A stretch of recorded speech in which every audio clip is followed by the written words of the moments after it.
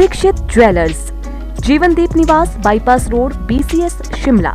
भाजपा के राष्ट्रीय अध्यक्ष जगत प्रकाश नड्डा धर्मशाला के जवाहर स्टेडियम पहुंचे, जहां सभी कार्यकर्ताओं ने बड़े उत्साह के साथ उनका स्वागत किया। इस दौरान उन्होंने जहां केंद्र सरकार की आम जनता को मुहैया करवाई जा रही विभिन्न योजनाओं पर प्रकाश डाला, तो वहीं प्रदेश की कांग्रेस सरकार पर झूठ की राजनीति करने के आरोप लगाए। उन्होंने जनसभा को संबोधित करते हुए केंद्र सरकार द्वारा आपदा के दौरान हिमाचल को दी गई मदद के बारे में भी अपनी बात रखी, तो वहीं कांग्रेस नेता राहुल गांधी की यात्रा को भारत तोड़ो यात्रा करार दिया।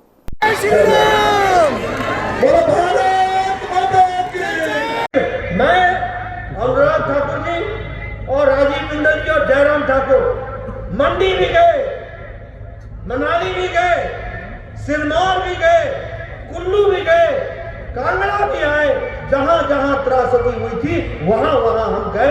ये हम आपको बताना चाहते हैं और आपको ये भी बताना चाहता हूं कि 22 जुलाई को मैं आया था और 22 जुलाई को उसी दिन प्रधानमंत्री जी ने बात की थी। हमने कहा हम जा रहे हैं, बोले हाँ जाओ और गृह मंत्री जी आपको सूचना देंगे और शाम तक 180 करोड़ रुपए यहाँ के राहत के लिए उसी दिन भेज दिया गया। अगस्त को नहीं, उसके बाद 10 जुलाई को फिर से 180 करोड़ रुपए दिए गए। 14 जुलाई को फिर से 180 करोड़ रुपए दिए गए। 1 अगस्त को मैं चाहूंगा पत्रकार मित्रों लिख लेना, जब आए मुख्यमंत्री तो पूछ लेना। 14 तारीख को 1 अगस्त को फिर से 400 करोड़ रुपए दिए गए और वो दिए गए सड़कों के रख रखाव और रिपेयर के। और उसके बाद 7 अगस्त को फिर से 189 करोड़ रुपए दिए गए और 20 अगस्त को फिर से 200 करोड़ रुपए भारत सरकार ने दिए। और इसके बाद 12 दिसंबर को 633 करोड़ रुपए दिए गए। इस तरीके से 1782 करोड़ रुपए हिमाचल को दिए गए और सिर्फ राहत के लिए दिए। इसको बैक गियर लग गया। जयराम ठाकुर जी दे स्वास्थ्य केंद्र, जयराम ठाकुर जी दे कॉलेज, जयराम ठाकुर जी दे डिग्री कॉलेज, जयराम ठाकुर जी दे स्कूल, जयराम ठाकुर जी दे आपको अन्य इंस्टीट्यूशंस, ऑफिसेज दे, तहसील दे। और हमारे मुख्यमंत्री जी बैक किया, नोटिफिकेशन वापस लो, नोटिफिकेशन वापस लो, स्कूल नहीं खुलेगा, मिडिल हाई नहीं होगा। हुआ है कि नहीं हुआ है? नोटिफिकेशन वापस लिए कि नहीं लिए? मित्रों, अगर आपको याद ना हो तो मैं आपको बता दूं, 620 गवर्नमेंट के ऑफिसेज की नोटिफिकेशन वापस हुई है, 620।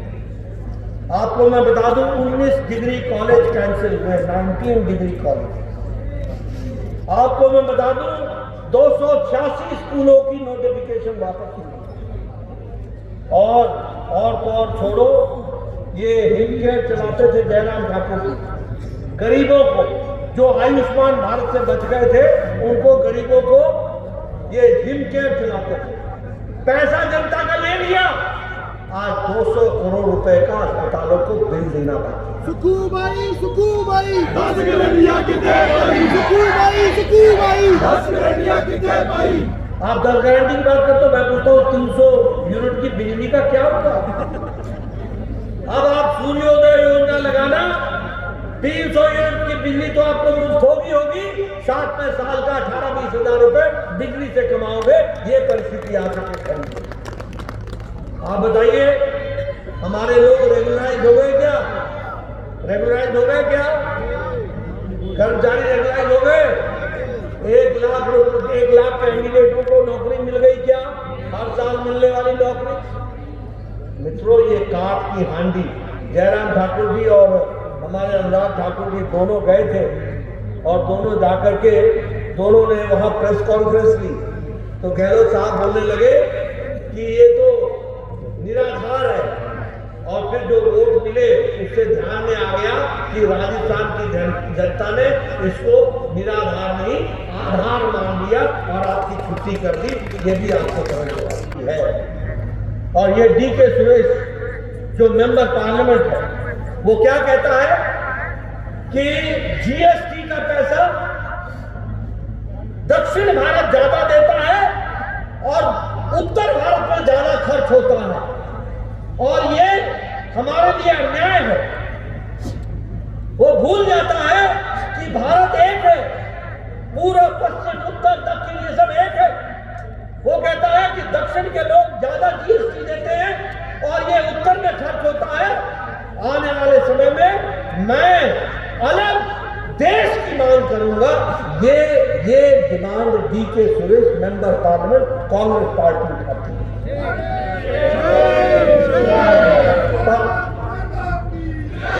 परसों ये स्टेटमेंट दी है। कल खड़गे साहब राज्यसभा में 1 घंटा 30 मिनट बोले, एक शब्द नहीं बोला, एक वाक्य नहीं बोला। वो खुद कर्नाटक से आते हैं। ऐसे देश चलता है क्या? हमारा कोई नेता ऐसा बोल सकता है क्या कि हम अलग देश बनाएंगे और भारतीय जनता पार्टी उसका खंडन न करे? आज कांग्रेस पार्टी में कोई खंडन करने को तैयार नहीं है, कोई बोलने को तैयार नहीं है। राहुल गांधी चुप, सोनिया गांधी चुप, खड़गे साहब चुप, अधीर रंजन चौधरी चुप। ये कैसी पार्टी है? बोलो ये भारत जोड़ने निकले या तोड़ने निकले? जो अलग देश की डिमांड करता हो और उसको पार्टी मना नहीं करती हो, वो तोड़ो यात्रा पर निकली है या जोड़ो यात्रा पर निकली है? ये ऐसे लोग कि मुझे राजनीति में 40 साल हो गए और वैसे राजनीतिक चेतना मैंने बचपन से ही ले ली थी।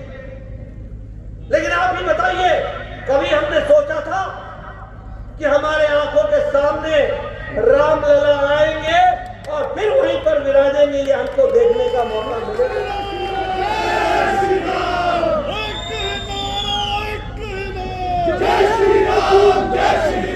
कभी सोचा था, कभी सोचा था कि अपनी आंखों से हमें देखने का मौका मिलेगा और भारत के प्रधानमंत्री जी प्राण प्रतिष्ठा की पूजा करें? 500 साल का संघर्ष, 500 ईयर्स का संघर्ष, और उस संघर्ष में जीत को देखने का सौभाग्य इन आंखों को मिला है, इन हमारे लोगों को मिला है, हमें मिला है। ये हमको समझना है। धारा 370 कश्मीर हमारा अभिन्न नहीं बन पाया था। हम नौजवान होते थे, जब हम कॉलेज में पढ़ा करते थे तो हम नारे लगाते थे। ये विपिन परमार बैठे, इंदू जी बैठी है, कॉलेज में हुआ करती थी, नारा लगाती थी। क्या नारा होता था? एक देश में 2 निशान, 2 विधान, 2 संविधान नहीं चलेंगे। क्या नारा लगाते थे? नारा लगाते थे कि हम धारा 370 को हटाएंगे। और कांग्रेस ही बोलते थे ये तो सिर्फ सपना है, सपना है। मोदी जी ने इस सपने को भी साकार करके दिखाया, उनकी इच्छा शक्ति ने पूरा किया और अमित शाह की रणनीति में। Bureau report, city channel.